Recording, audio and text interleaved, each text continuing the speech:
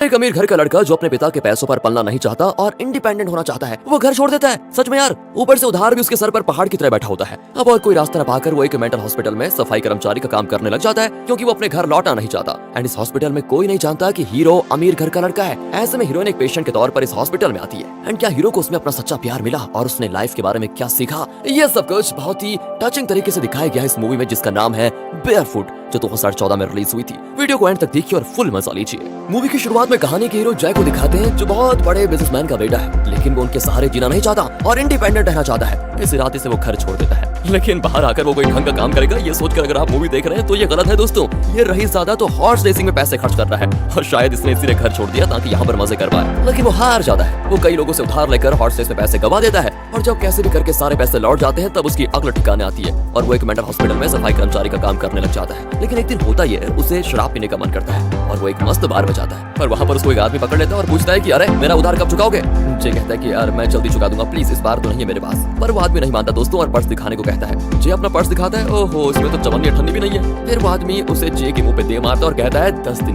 दिन का टाइम देता हूँ, अगर मेरे पैसे नहीं लौटाए तो तुम्हारी जान समझो इस दुनिया से गई। दरअसल दोस्तों जे ने इससे उधार लेकर हॉर्स रेसिंग में सारा पैसा उड़ा दिया था और उसने जो कुछ मैचेस जीते भी हॉर्स रेसिंग में, वहाँ से उसको उतने पैसे रिटर्न नहीं मिले जितने उसने गवा दिए थे। जे अब परेशान हो जाता है कि उसका उधार कैसे चुकाऊं क्या करूं। एंड यहाँ मेंटल हॉस्पिटल में उसके साथ जो काम करते हैं ना, जे उनसे भी पैसे मांगता है, लेकिन जय को जितने पैसे चाहिए वो उनकी कई महीनों की तनख्वाह होती है। वो तो भाई साफ मना कर देते हैं, अरे कौन देगा अपनी तनख्वाह। जे चाहे तो अपने पापा से मांग सकता है, लेकिन लगता है उसने शपथ ले लिया भाई कभी पापा से पैसे नहीं मांगूंगा। लेकिन उसके पास अब और कोई चारा भी तो नहीं है, इसलिए वो आखिरकार पापा को कॉल कर ही लेता है। लेकिन क्योंकि उसने पापा से झूठ बोला था कि वो एक अच्छी जगह पे नौकरी कर रहा है, अब पापा पूछते हैं कि फिलहाल तुम कहाँ पर हो। जे कहता है कि मैं एक मेंटल हॉस्पिटल में एडमिनिस्ट्रेटिव इंचार्ज हूँ और मेरी एक गर्लफ्रेंड भी है पापा। मैं तो एकदम बढ़िया सेटल हो चुका हूँ लाइफ में, लेकिन पापा मुझको एक छोटा बिजनेस शुरू करना है, जिसके लिए अगर आप थोड़े पैसे दे देते तो थोड़ा अच्छा होता। पापा कहते हैं कि देख बेटा, कुछ दिनों में तेरे भाई की शादी है, शादी में तो अपनी गर्लफ्रेंड को साथ लेकर आना, बाकी सारी बातें मैं तब करूंगा आराम से बैठ के, क्योंकि बिजनेस की बातें ऐसे फोन पर नहीं होती। और अब बेचारा गर्लफ्रेंड के लिए कहाँ जाकर माथा टेकेगा, उसके पास तो गर्लफ्रेंड है ही नहीं। फिर वो हॉस्पिटल की नर्सेस को पूछता है कि आप 2 दिन के लिए मेरी गर्लफ्रेंड बनेंगी प्लीज, बहुत जरूरी है। लेकिन जे को क्या गालियां पड़ती भाई, गालियां। असल में जेना बहुत शराब पीता है और हर वक्त गैम्बलिंग और हॉर्स रेसिंग में पैसे बर्बाद करता है, क्योंकि अमीर ज्यादा है, इसलिए कोई भी लड़की उसकी गर्लफ्रेंड बनने को तैयार नहीं होती।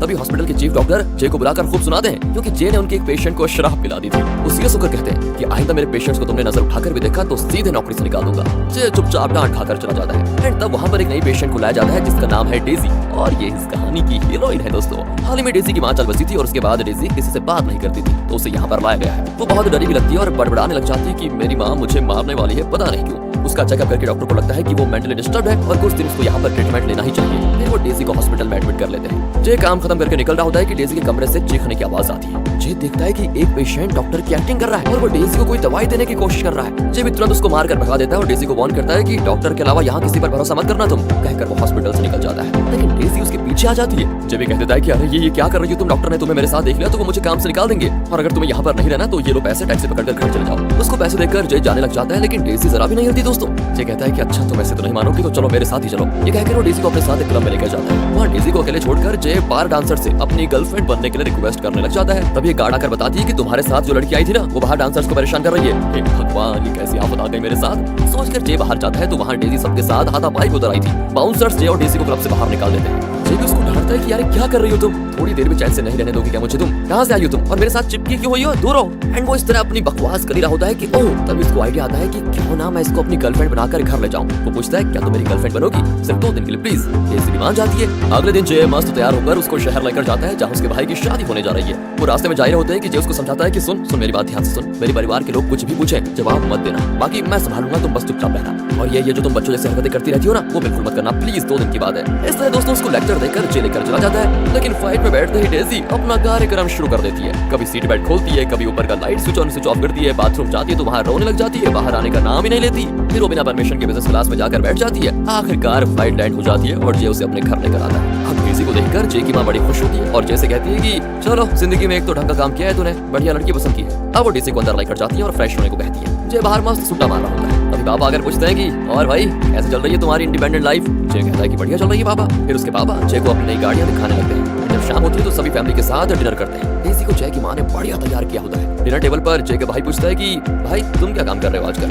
जय भी कहता है कि मैं एक मेंटल हॉस्पिटल में एडमिन इंचार्ज हूँ। अब ये सुनकर डेजी हंसी रोक नहीं पाती, लेकिन फिर भी मुंह बंद कर लेती है। फिर जय अपने पापा से बिजनेस के लिए पैसे मांगता है। वो कहते हैं कि अरे शादी में आए हो, पैसों की बात बाद में भी हो सकती है बेटा, आराम से एंजॉय करो शादी को। लेकिन डेजी जय को सपोर्ट करते हुए कहती है कि जय का बिजनेस आइडिया बहुत अच्छा है पापा जी, अगर आप सुनेंगे तो आप जरूर पैसे देंगे। अब ये सुनकर पापा को लगता है कि चलो आइडिया सुन लेते हैं। वो कन्विंस हो जाते हैं दोस्तों, लेकिन फिर भी वो कहते हैं कि चलो इसके बारे में हम शादी के बाद बात करेंगे। अब डिनर के बाद जय डेजी को थैंक करता है कि तुमने मुझे सपोर्ट किया, मुझे लगा तुम पागल हो लेकिन मैं गलत था। डेजी भी कहती है कि चलो कम से कम मैं किसी के काम तो आ पाई, इसकी मुझे बड़ी खुशी है। फिर जय डेजी को उसके कमरे में छोड़कर चला जाता है। अब अगली सुबह होता ये है कि जय की माँ उसको जगाकर कहती है बेटा देखो तुम्हारी गर्लफ्रेंड क्या कर रही है। जय भी जाकर देखता है तो डेजी बाथरूम की सफाई कर रही होती है। अच्छा काम तो है ये वैसे, पर जय उसको पूछता है कि अरे तुम ये सब कुछ क्यों कर रही हो। डेजी बताए दोस्तों क्या बताती है, मुझे इसकी आदत है, मेरी माँ कहती थी कि अगर तुम इस तरह के काम करोगी तो तुम्हें सब पसंद करेंगे, लेकिन अब तो वो रही नहीं। ये कहकर डेजी थोड़ा इमोशनल हो जाती है। जय भी अजीब फील करता है कि यार क्या हो रहा है मेरे साथ। अगले दिन सभी शादी के लिए तैयार हो रहे होते हैं। डेजी के पास कोई स्पेशल ड्रेस नहीं होता तो जय की माँ कहती है क्या ड्रेस पहन के रखा है बेटा, आओ मैं तुम्हें दूसरा ड्रेस देती हूँ। कहकर वो डेजी को खूबसूरत ड्रेस देती है। एंड उस ड्रेस में डेजी को देखकर जय तो दंग रह जाता है। एंड चर्च में तो डेजी बच्चों की तरह यहाँ वहाँ भागने लग जाती है,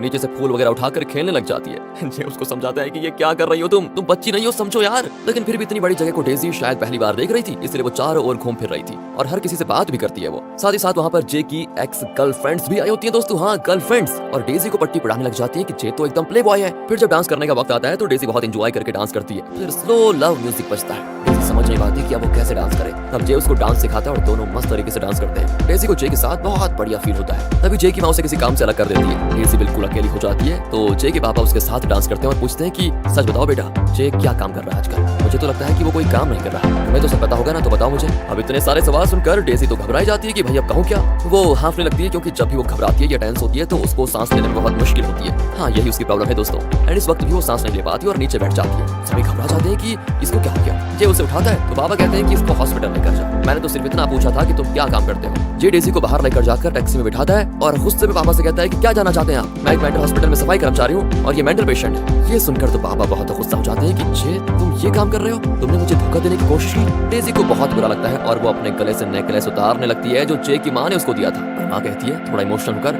नहीं बेटा इससे मत उतारो, ये मेरी तरफ से तुम्हारे लिए, तुम रख लो इसको। और पापा वो अब माँ को डांटते हैं कि तुम पागल हो गई हो क्या, वो कितना एक्सपेंसिव नेकलेस है तुम्हें पता भी है, मैंने तुम्हें वो नेकलेस गिफ्ट किया था। अब इस पर जय पापा पर चिल्लाने लग जाता है। एक तरफ इनकी लड़ाई चल रही होती है तो डेजी जो पहले से अपने पास्ट को लेकर परेशान थी वो इनका झगड़ा देख नहीं पाती और जोर से चिल्ला देती है। तब सभी शांत होते हैं। डेजी जय की माँ को नेकलेस उड़ा देती है और वो कैब में वहाँ से घर चले जाते हैं। घर जाकर जय कहता है कि हमें तुरंत यहाँ से निकलना होगा, तुरंत। वो अपने पापा की कई गाड़ियों में से एक को ले जाना चाहता है। तब डेजी एक नई कैबिन में बैठ जाती है। जय कहता है ठीक है अगर तुम्हें वो पसंद है तो हम उसी में चलेंगे। कहकर उस कैबिन को लेकर निकल पड़ते हैं। कैबिन के अंदर सब कुछ बहुत ही शानदार तरीके से होता है और डेजी बहुत ही खुश होती है क्योंकि उसने ऐसी लाइफ के बारे में कभी सोचा ही नहीं था। उसकी माँ ने उसको घर से बाहर जाने ही नहीं देती थी, बिल्कुल भी नहीं। इसलिए डेजी बच्चों की तरह बहुत इनोसेंट है। घर से बाहर निकलने के बाद ना अब उसके अंदर की छोटी बच्ची जैसे बाहर ही आ गई हो। उसका नटखटपन उभर के सामने आता है। वो बेड पर कूदती है, विंडो से सर को बाहर करने लग जाती है और चबड़ चबड़ चबड़ चबड़ जय का दिमाग खाती है। जय भी फैसला कर लेता है कि अब डेजी को साथ लेकर घूमूंगा तो बिल्कुल मजा नहीं आएगा। वो उसे बस स्टैंड में जाकर थोड़े पैसे देता है और कहता है कि मैं कॉल करके आता हूँ, तुम यहीं पर रहो। कहकर वो बस स्टैंड से बाहर निकल जाता है। असल में वो डेजी से पीछा छुड़ाने के लिए दोस्तों ऐसा कर रहा था। वो एक आदमी को अपना कैरवन बेचने जाता है पर बाद में कहता है कि ये तो बहुत एक्सपेंसिव कैरवन है, कहीं चोरी तो नहीं किया तुमने। शक के मारे वो कैरवन खरीदने से इनकार ही कर देता है। यहाँ बेचारी डेजी जय का इंतजार करती है पर जय आता ही नहीं। बस स्टैंड लगभग खाली हो चुका था। तभी गार्ड आकर देखता है कि डेजी ने शूज या चप्पल नहीं पहने। तो पूछता है कि क्या तुम किसी का इंतजार कर रही हो। डेजी उदास होती है और कहती है कि मैं अपने बॉयफ्रेंड का इंतजार कर रही हूँ, वो किसी को कॉल करने गया था। गार्ड भी कहता है ठीक है जल्द से जल्द जगह खाली करो। दूसरी ओर जय भी दुखी होता है कि उसे डेजी को इस तरह छीनना पड़ा और द मेंटल हॉस्पिटल के चीफ डॉक्टर का कॉल आता है जो जय को बहुत डांटते हैं कि वो बेचारी कभी घर से बाहर नहीं निकली, इसलिए वो चप्पल भी नहीं पहनती क्योंकि उसे पता ही नहीं कि चप्पल पहनने चाहिए। और तुम उसको जहाँ भी लेकर गए हो ना उसे सेफली वापस हॉस्पिटल लेकर आ जाओ वरना पुलिस में तुम्हारी कंप्लेंट कर दूंगा। जय भी गुस्से में कॉल कर देता है। तब वो देखता है कि डेजी के पुराने शूज कैरवन में पड़े हुए हैं। लगता है डेजी ने कभी उन्हें पहना ही नहीं। यहाँ डेजी बहुत परेशान होती है और उस गार्ड से मदद मांगने जाती है। लेकिन तब जय की आवाज को सुनकर उसकी आंखें भर आती है। वो मुड़कर पूछती है क्या तुमने सारे कॉल्स कर लिए आराम से, आगे से मुझे अकेला छोड़कर कभी कॉल करने नहीं जाओगे ना। जय भी चिढ़कर कहता है कि चलो यार नहीं करूंगा कॉल। एंड वो डेजी को लेकर फिर कैरवन में निकल पड़ता है। और अब जय को भी डेजी अच्छी लगने लग जाती है क्योंकि वो बहुत इनोसेंट है। एक सुपरमार्केट के पास वो गाड़ी रोककर डेजी को थोड़े पैसे देता है और कहता है कि अपनी जरूरत की चीज ले लो। उसे अंदर भेजकर जय सुट्टा मारने के लिए बाहर खड़ा होता है। तभी पुलिस कार की आवाज को सुनकर वो घबरा जाता है। उस सुपरमार्केट से डेजी को लेकर तुरंत कैरवन में चढ़कर वहां से निकल पड़ता है। लेकिन तब पुलिस कार इनका पीछा करने लगती है पर जय उसे बहुत तेज चलाकर किसी तरह पीछा छुड़वा देता है उनसे। बहुत दूर ड्राइव ड्राइव करने के बाद वो एक ऐसी जगह पर कैरवन को रोकता है और डेजी से पूछता है, क्या तुम गाड़ी चला सकती हो? डेजी कहती है, हाँ चला सकती हूँ, लेकिन चलाना तो मुझे आता ही नहीं। अब जे उसको घूरने लग जाता है कि वाह क्या जवाब दिया आपने। वो कहता है कि मैं कुछ देर सोने वाला हूँ और ठीक 5 घंटे के बाद मुझे जगा देना, समझी? वो सोने लग जाता है तो कुछ देर के बाद डेजी उसको जगाती है और कहती है, जब तुम सो रहे थे तो अजीब आवाज़ें निकाल रहे थे। डेजी ये भी नहीं जानती कि उसे खराटे आ रहे थे। बताओ कितनी नसट है। फिर कहती है कि पता है तुम्हें, सुपरमार्केट में तुम जिस पुलिस से बचकर भागे थे, शायद वो लोग आए हैं। जे उसको कहता है, पागल तुमने पहले क्यों नहीं बताया? खैर मैं गाड़ी में छिप जाता हूँ, अगर वो पूछे तो कह देना यहाँ पर कोई और है ही नहीं। कहकर जे दोस्तों छुप जाता है और डेजी बाहर आती है। पुलिस वाला पूछता है कि कहाँ है इस कैरवन का चोर? डेजी कहती है, अच्छा आप मेरे बॉयफ्रेंड के बारे में पूछ रहे हैं क्या? वो तो अभी जंगल की तरफ भागा है। फिर भी वो गाड़ी के अंदर चेक करता है। डेजी से कहता है कि मैं जंगल के अंदर तुम्हारे बॉयफ्रेंड को पकड़ने जा रहा हूँ, तुम इस जगह से हिलना मत बिल्कुल भी। कहकर वो जंगल के अंदर चला जाता है और तब डेजी उस पुलिस की कार की चाबी निकाल कर कहीं फेंक देती है और जे को बता देती है कि मैंने ऐसा किया। जे तुरंत कैरवन को स्टार्ट करता है और दोनों वहां से निकल जाते हैं। बहुत दूर जाने के बाद वो फिर एक ऐसी जगह पर गाड़ी रोकते हैं जहाँ एक और कैरवन के लोग रुके हुए हैं। वहाँ उन लोगों ने अपना कैंप बनाया होता है। जे उनकी परमिशन लेकर उनके कैरवन का बाथरूम यूज कर लेता है और यहाँ उस कैरवन की औरत डेजी से कहती है, ये मेरी बेटी है, अभी तो सो रही है, अगर उठेगी तो बहुत मस्ती करेगी।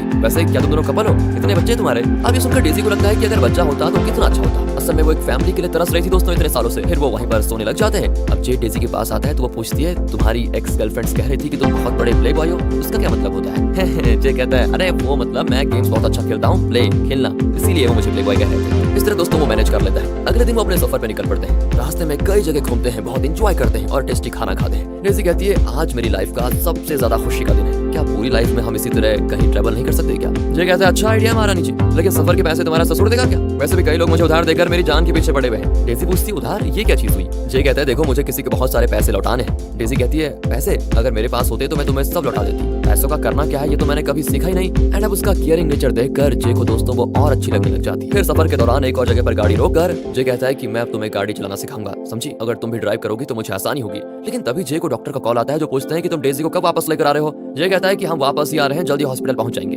कहकर वो नीचे उतर आता है, पर उसकी ये बात डेजी सुन लेती है। वो घबरा जाती है कि जे उसे फिर से मेंटल हॉस्पिटल छोड़ने वाला है। अब इससे पहले कि जे लौटता वो कैरवन को स्टार्ट करके चलाने भी लग जाती है क्योंकि वो हॉस्पिटल वापस नहीं जाना चाहती। जे गाड़ी के पीछे भागता है और उसे रोकने को कहता है, लेकिन उसने जे को ड्राइव करते हुए देखकर खुद ही थोड़ी ड्राइविंग सीख ली थी। आखिर वो किसी गाड़ी से टकराकर कैरवन को रोक देती है। जे बड़ी टेंशन में होता है कि ये क्या कर रही हो तुम? डेजी भी रोने लग जाती है कि तुम फिर मुझे छोड़कर जाना चाहते हो ना। जे उसे शांत करके एक रेस्टोरेंट लेकर जाता है और वो फूड ऑर्डर करते हैं। डेजी कहती है, तुम्हारे पास तो पैसे नहीं है, फिर बिल कैसे चुकाओगे? तो जे पूछता है कि सच बताओ तुम्हें प्रॉब्लम क्या है, क्या हुआ है तुम्हारी लाइफ में? और अब डेजी अपना फ्लैशबैक रिवील करती है। मेरी माँ को कोई मानसिक रोग था, अचानक से चिल्ला उठती थी और अजीब बर्ताव करती थी। मुझे अपनी माँ के पास जाने से भी बहुत डर लगता था। एक दिन वो वायलेंट हो गई और मैं उनके पास भी नहीं गई। अगले दिन जब वो शांत हुई तब मैं उनके पास गई तो देखा कि वो जिंदा ही नहीं है। ऐसे वो पूरी कहानी बताती है तो सब कुछ सुनकर जे कहता है, तुम पागल तो नहीं हो? तुम कभी घर से नहीं निकली इसलिए तुम बाहर दुनिया के बारे में कुछ नहीं जान पाई। वैसे तुम अपनी माँ की मौत की जिम्मेदार नहीं हो, इसलिए खुद को इस बात का दोष मत दो। डेजी पूछती है, फिर तुम मुझे वापस हॉस्पिटल में क्यों छोड़ना चाहते हो जब मैं पागल ही नहीं हूँ? जे कहते, देखो पहले तो मैं तुम्हें हॉस्पिटल छोड़ना चाहता था, लेकिन अब मैं तुम्हें अपने से अलग नहीं करना चाहता। तुम जहाँ भी रहो, जैसी भी रहो, मुझे हमेशा बहुत अच्छी लगती रहोगी। इस तरह डेजी के लिए अपने प्यार का इजहार करके जे उसे किस करता है। जे कई लड़कियों को किस कर चुका था, लेकिन ये डेजी का फर्स्ट किस था। डेजी को अलग ही फील होता है और उसकी हार्ट बीट बहुत तेज हो जाती है और तब वहाँ पर पुलिस आकर जे को अरेस्ट कर लेती है। इस बार जे उनसे बचने की कोशिश नहीं करता और डेजी को देखने लग जाता है। डेजी भी उसे देखती है और पुलिस उसे मेंटल हॉस्पिटल लेकर जाते हैं। यहाँ सीन होता है कट और जे की माँ अपने पति से कहती है, जे जेल में है, क्या तुम्हें से कोई फर्क नहीं पड़ता? कभी तो तुम उसके लिए जिम्मेदार बनो, और तुम्हें याद नहीं है क्या कभी तुम भी उसी की तरह गैर जिम्मेदार हुआ करते थे और जेल भी गए थे तुम, तब तुम्हारे पापा ने तुम्हें जेल से छुड़ाया था। सिर्फ इतना कहकर दोस्तों जे की माँ चली जाती है। अगले सीन में जे के पेरेंट्स उसे जेल से छुड़ाने आते हैं। पापा थोड़ा स्माइल करते हैं। जे जल्दी से अपने अपार्टमेंट आता है तो देखता है सारी चीजें टूटी हुई है। नीचे वही आदमी खड़ा होता है जिसने जे को उधार दिया था। वो जे को देख लेता है और जे का पीछा करने लग जाता है। जे उससे बचकर भागता है और सीधा मेंटल हॉस्पिटल पहुंचता है। वो डेजी को देखना चाहता है लेकिन चीफ डॉक्टर मिलने नहीं देते। डेजी के बिना जे को अपनी लाइफ अधूरी लगने लग जाती है। वो सीधे जाकर रेलवे ट्रैक पर लेट जाता है। एक सिक्योरिटी गार्ड उसको देख लेता है और यहाँ डेजी को दिखाते हैं जो अपनी दवाइयां लेने से इनकार करती है कि मैं पागल नहीं हूँ, मुझे जे से मिलना है बस। तब सिक्योरिटी गार्ड बताता है कि जे भी इसी हॉस्पिटल में एडमिट हुआ है। असल में जे ट्रैक पर इसलिए लेटा था ताकि कोई उसे पागल समझकर मेंटल हॉस्पिटल लेकर आ जाए।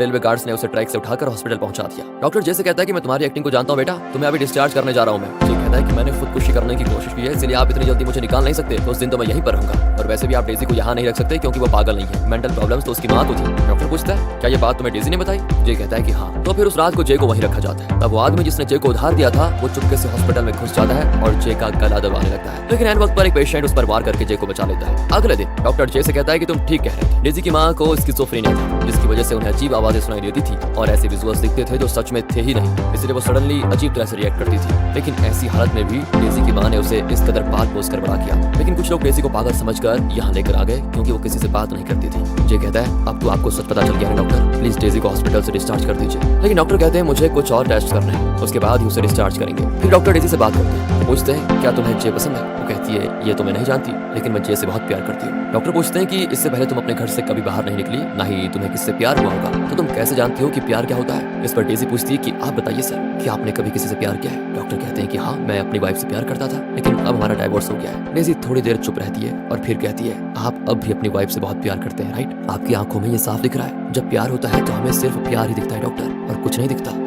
वाओ, ये जवाब सुनकर डॉक्टर इम्प्रेस हो जाते हैं और उन्हें लगता है कि डेजी नॉर्मल ही नहीं बल्कि समझदार भी है। जे और डेजी अपने अपने कमरे में अपने कपड़े वगैरह पैक कर रहे होते हैं क्योंकि वो डिस्चार्ज होने वाले हैं। तब जे को एक कुरियर आता है जिसमें उसके पापा का भेजा हुआ चेक होता है और एक लेटर भी होता है कि इन पैसों से तुम अपना उधार चुका लो और जल्द से जल्द घर आ जाओ। जे बड़ा खुश होता है और बाकी पेशेंट से विदा लेकर नहीं चाहता है। डेजी भी सबको गुड बाय कहकर नहीं चाहती है। जे और डेजी एक दूसरे को देखते हैं और करीब आकर किस करते हैं।